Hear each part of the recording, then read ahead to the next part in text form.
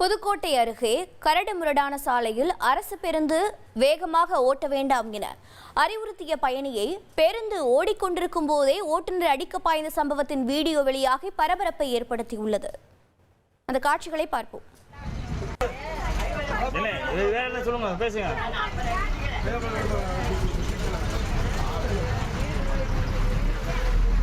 என்ன பேசணும் பேசுங்க ஓட்ட முடியல.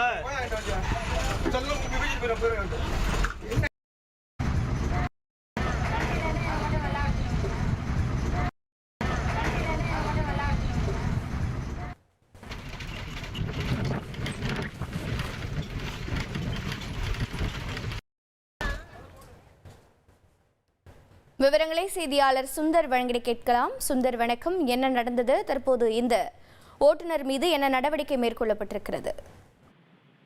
புதுக்கோட்டை மாவட்டம் கந்தரகோட்டையிலிருந்து மழையூர் வழியாக ஆலங்குடி செல்லும் G6 என்ற அரசு நகர பேருந்து சென்று கொண்டிருந்த போது சாலை அந்த பகுதியில் குண்டு குழியாக இருந்துள்ளது. சக பயணி ஒருவர் ஓட்டுநரிடம் சாலை குண்டு குழியாக உள்ளது, இதனால் வயதானவர்கள் பேருந்தில் பயணிக்கின்றனர், வேகமாக ஓட்ட வேண்டாம் என்று கூறியுள்ளார். ஆனால் தொடர்ந்து வேகமாக பேருந்தை ஓட்டுநர் இயக்கியுள்ளார். இதனால் பயணிகள் பாதிக்கப்பட்டனர். இதனைத் தொடர்ந்து அதே பயணி மீண்டும் அவரை எச்சரிக்கும் விதமாக கூறினார். இதனால் ஆத்திரமடைந்த ஓட்டுநர் பேருந்து ஓடிக்கொண்டிருக்கும் போதே பிரேக், ஸ்டேரிங், ஆக்சிலேட்டர் ஆகியவற்றை விட்டுவிட்டு அவரை அடிப்பதற்காக பாய்ந்துள்ளார்.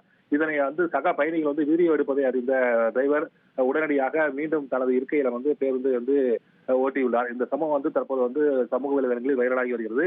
இது குறித்து அரசு போக்குவரத்து கழக அதிகாரிகள் விசாரணை நடத்தி ஓட்டுநர் மீது நடவடிக்கை எடுக்க வேண்டும் என்ற கோரிக்கை எழுந்துள்ளது.